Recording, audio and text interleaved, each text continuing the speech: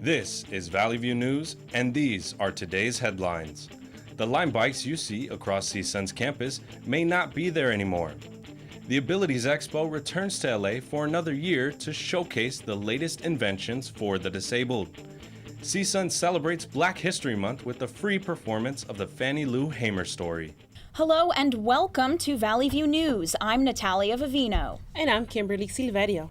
The transportation company Lime will no longer be renting bicycles to its customers.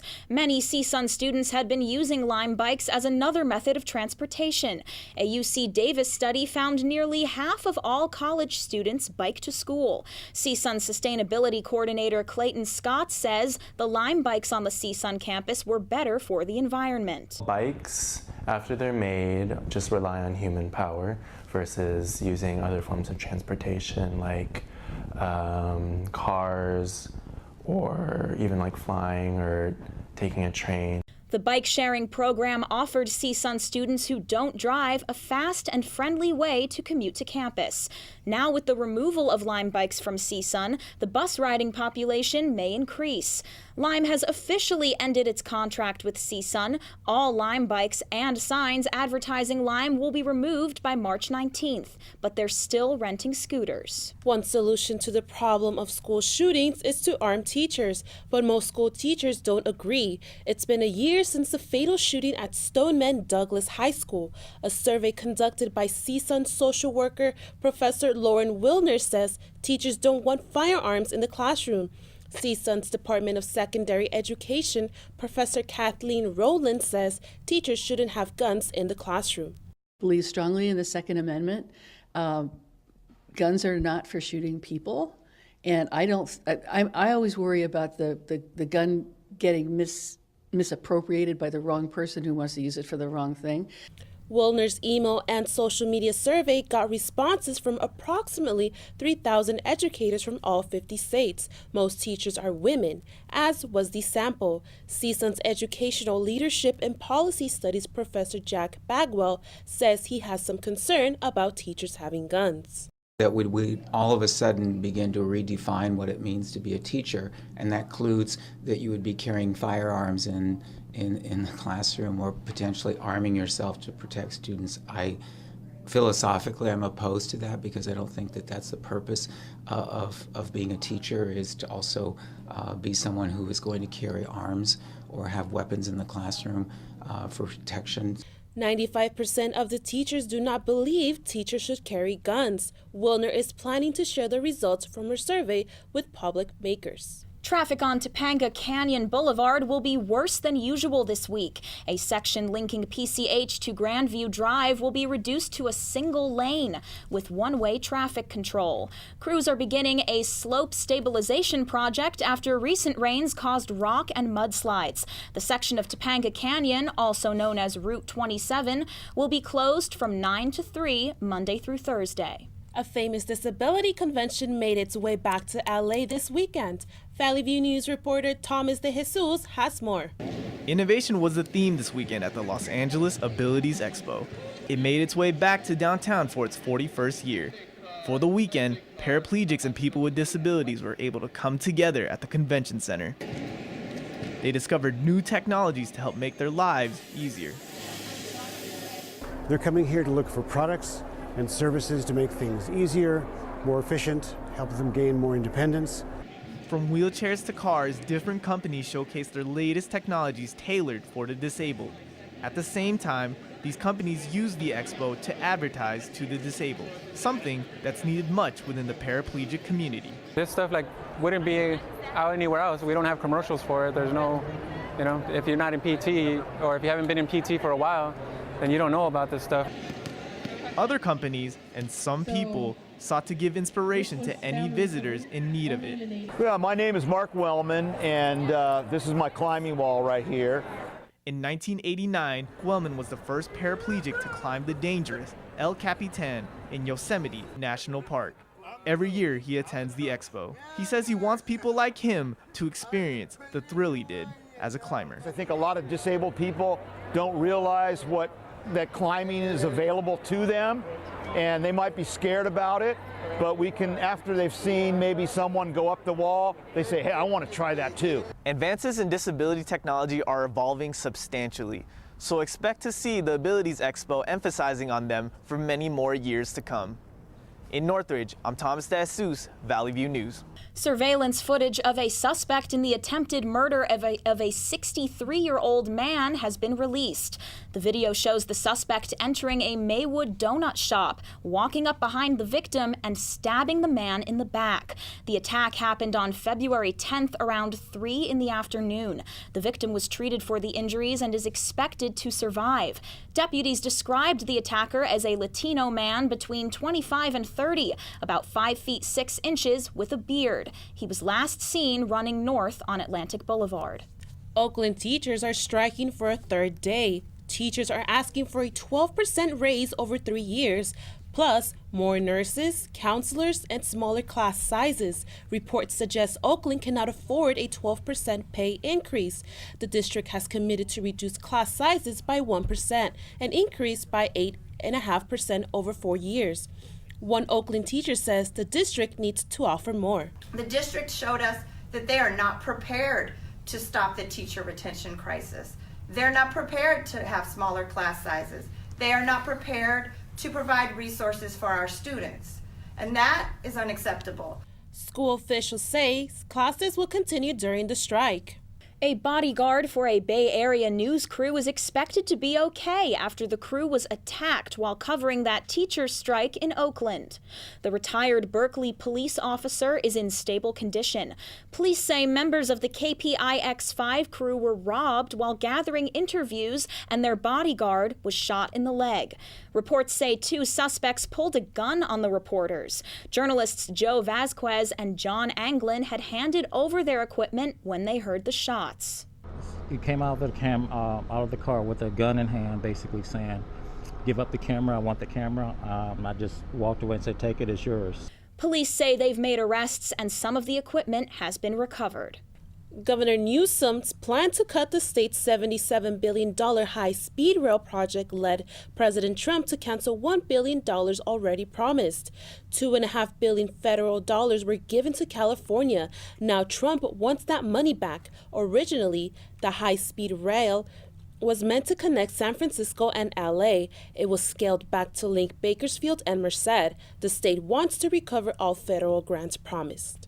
CSUN's Language, Speech, and Hearing Center is offering treatment for Parkinson's patients who need help with speech. Trained professionals and students are teaching them how to strengthen their voices.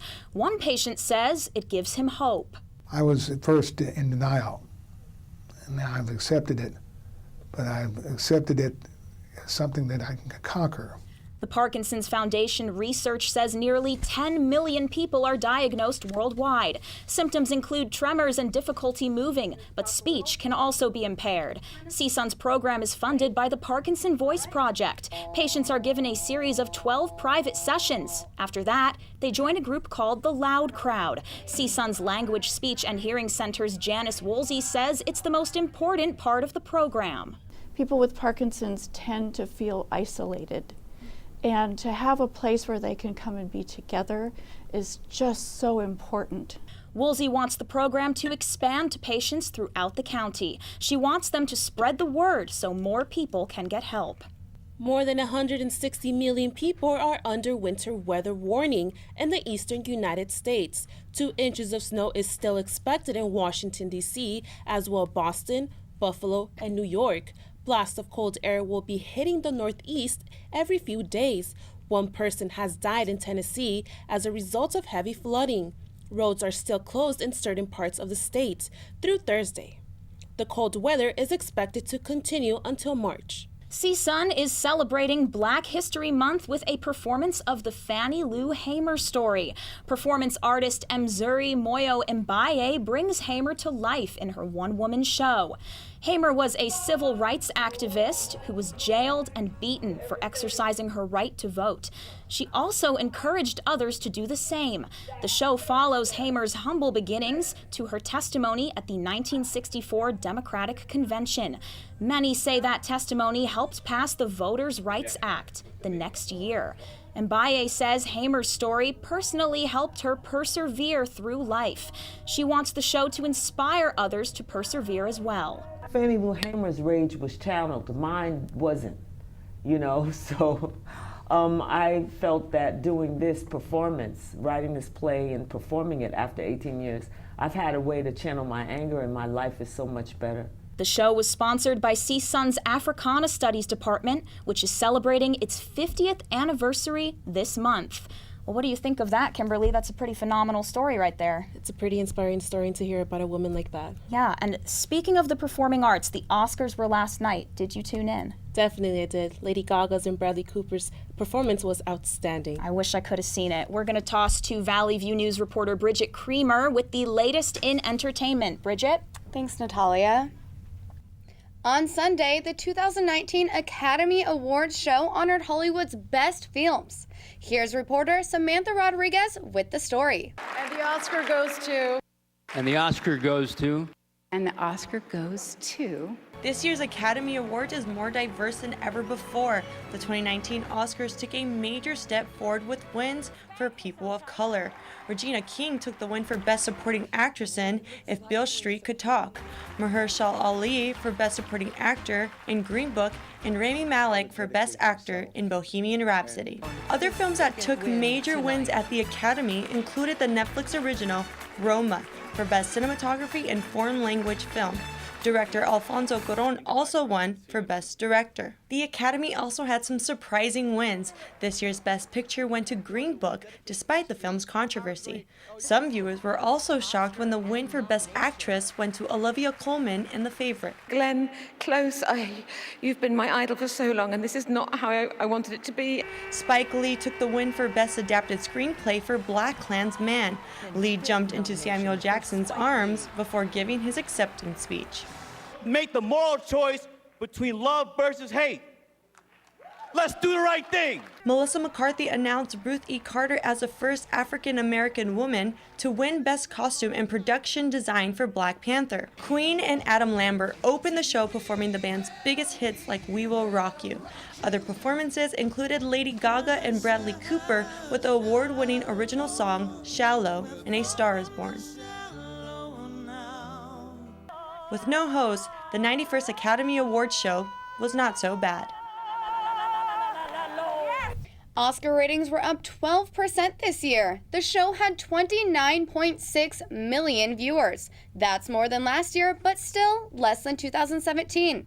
It was the first hostless Oscars in 30 years. Also, the show was 40 minutes shorter than last year.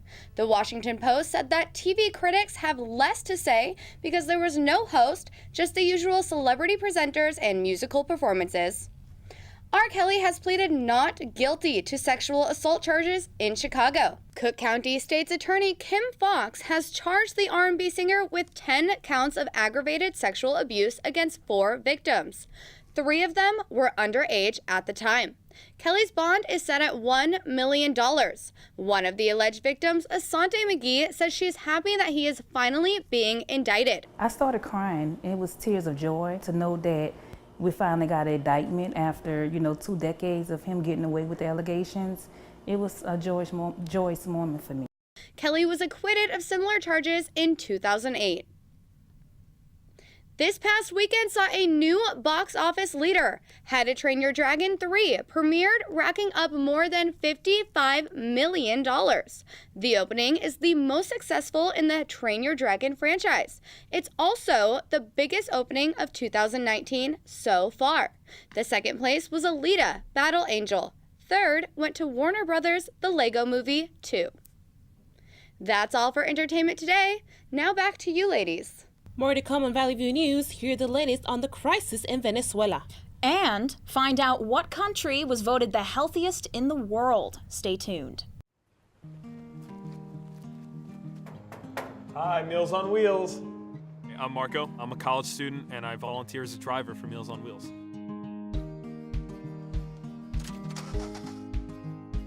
I think it's awesome meeting these people. I mean, they're so interesting. They've had so many wonderful experiences in life. Your community helps to raise you up into the person that you become. Meals on Wheels is a great way to give back to that community.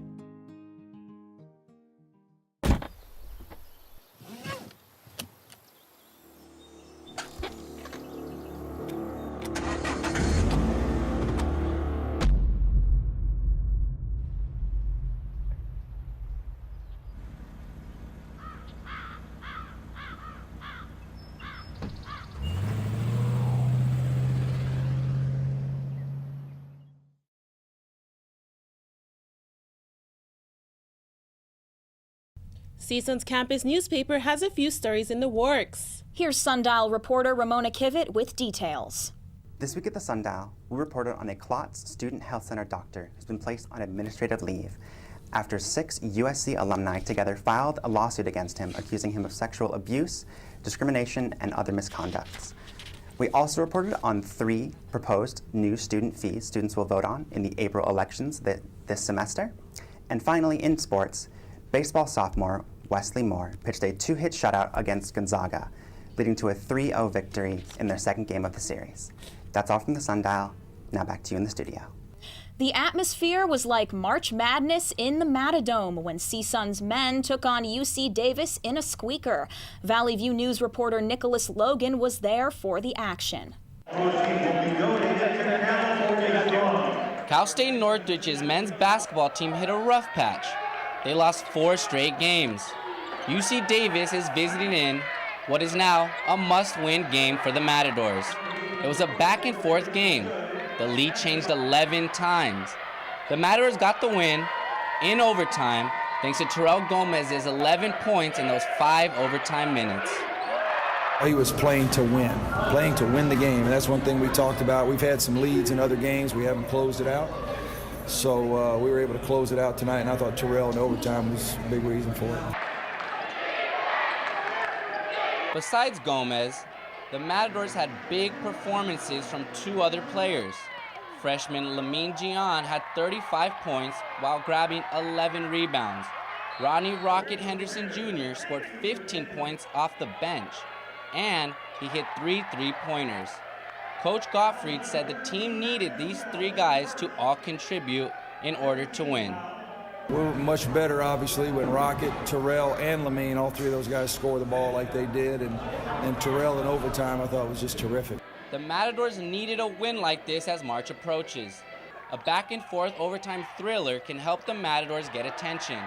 It's games like this that prepare teams for a date with March Madness. Terrell Gomez believes the win can propel the team. It's all about what you do when you get to the tournament. So right now, we just hope that we can just continue to click. I feel like this is a really good win for us, and we got to just go forward from here. Being a conference rival could help CSUN gain some momentum. They have 4 games left to get ready for tournament season.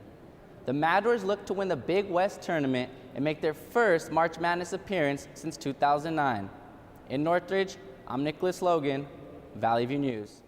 Now for updates on what's going on around the world, here's Veronica Barriga in our Digital Media Center. Vice President Pence has announced sanctions against Venezuelan President Nicolas Maduro. Pence says the U.S. will freeze the nation's assets to try to cut off Maduro's cash flow. But what brings us together today is the recognition by all the nations gathered here that Nicolas Maduro is a usurper with no legitimate claim to power.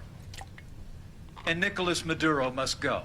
Protesters and Venezuela's military started fighting after soldiers blocked food and supplies from crossing the border in Colombia this weekend. Venezuela's National Guard fired tear gas and rubber bullets into the crowd. The UN Commissioner for Human Rights says 4 people were killed and about 300 injured. Self-appointed interim president Juan Guaido says he welcomes the aid because Venezuela is in crisis. Maduro says the aid efforts sent from the U.S. are just part of a plot to take over Venezuela's government. Britain is scheduled to leave the European Union in 32 days. British Prime Minister Theresa May has delayed a parliamentary vote on her Brexit deal once again. She is headed to Brussels tomorrow to try to revise the agreement. European Council President Donald Tusk agrees with that delay. I believe that in the situation we are in, an extension would be a rational solution. But Prime Minister May still believes that she's able to avoid this scenario. May says the Brexit deadline will be met despite the delayed vote. Pope Francis called Catholics who abuse children tools of Satan. He said it on the last day of the historic summit on the clergy sexual abuse. 114 bishops from around the world attended the Vatican summit. Sister Veronica Openido was one of only 3 women to speak. The first step towards true transparency is to admit wrongdoing and then to publish what has been done. The Pope called for an all-out battle against child abuse in the church, but no concrete steps to resolve the church's child abuse problems were given. Cuba has voted for a new constitution. 81% of the population cast ballots. The new constitution will add a prime minister and set term limits for the president. The document will also recognize private property. The Communist Party, led by former President Raul Castro, is still in control. The passage of the Constitution faced opposition by some Christian evangelical leaders, as it will open the possibility for legalization of same-sex marriage. President Miguel Diaz-Canel says the document will guarantee the rights of each citizen. That is all for international news. Back to you guys in the studio.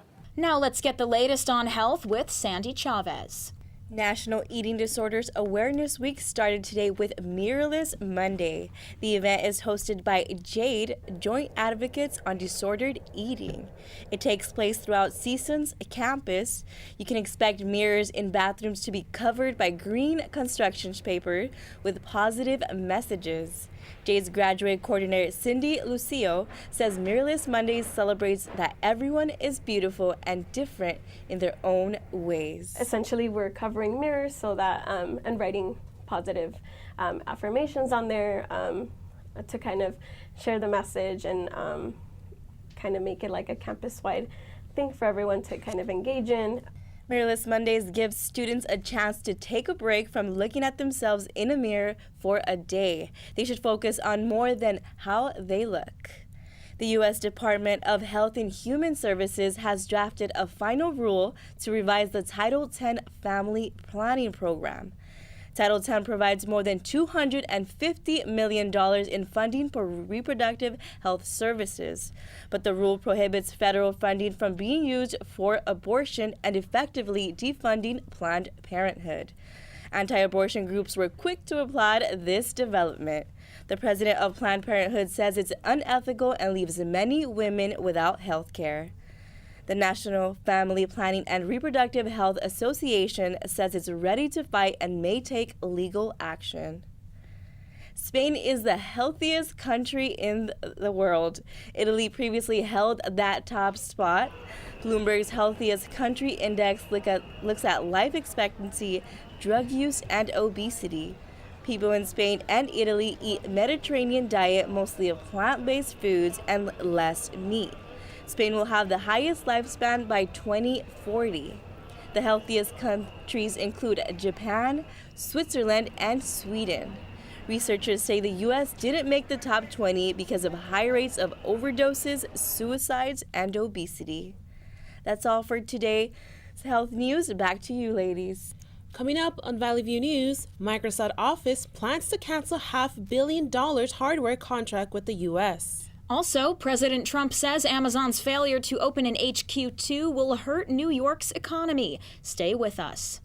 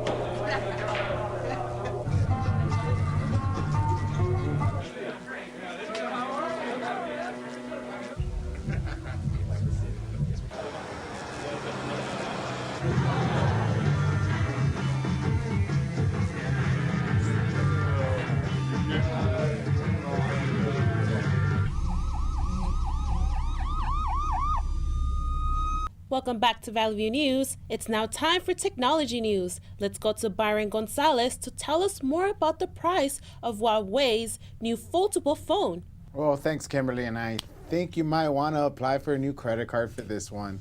Huawei has unveiled a new foldable phone that will top Apple and Samsung in price. The Mate X will cost over $2,500, almost $1,000 more than the Samsung Galaxy Fold. The device can switch from a 6.6-inch phone into a larger 8-inch tablet. Huawei says the phone will be released later this year. Microsoft and Albertsons agreed to try to create a better shopping experience for its customers, while also making a more productive environment for the grocery store workers. America's second largest grocery chain will make the software giant its preferred platform to compete with the recent partnership between Amazon and Whole Foods. A group of Microsoft employees are demanding the company cancel a nearly $500 million hardware contract with the U.S. Army. Last year, Microsoft won a contract to supply the Army with at least 2,500 prototypes of reality headsets that would digitally display information in front of a user's eyes. Twitter page Microsoft Workers for Good posted a link for employees to sign a petition to cancel the integrated visual augmentation system contract to stop developing weapon technologies. They have over 200 signatures as of today, with that number growing. Employees say the deal is designed to help kill people, and that has crossed the line. President Trump called Amazon's decision to abandon its HQ2 plans in Queens a big loss. Trump said Friday the $3 billion tax initiative was its biggest draw. And the $3 billion wasn't a check. It was a form of taxes over a period of time that now they'll never see, because, you know, they were going to take in a lot of jobs. They were going to take in a lot of taxes. The president said the company's decision to pull out was bad for the economy and for jobs. Well, that's it for technology news today. Let's go to Kimberly and Natalia for a couple's weddings in a very unusual but familiar place. I do in aisle 2. That's what Isaiah Long and Kayla Peterson of Iowa said when they got married in the Muscatine Hy-Vee grocery store. The newlyweds enter a contest to win a wedding ceremony and a reception hosted by the store owners. The wedding had everything the couples needed, like flowers, food, drinks, and even ring bearers. The groom says he was excited to win the contest because money is tight. Well, the average cost of a wedding in this country is now at more than $25,000, and less than 50% of couples spend at least $15,000 on their weddings. So I wonder if they brought a coupon. I wonder if the wedding was run up through 10 items in the checkout aisle. Or did they take their vows as paper or plastic? I would have brought a tote bag. That's pretty funny. That's all for us at Valley View News. Thank you for watching. I'm Kimberly Silverio. And I'm Natalia Vivino. For news any time of day, go to our website, sundial.csun.edu. See you next week.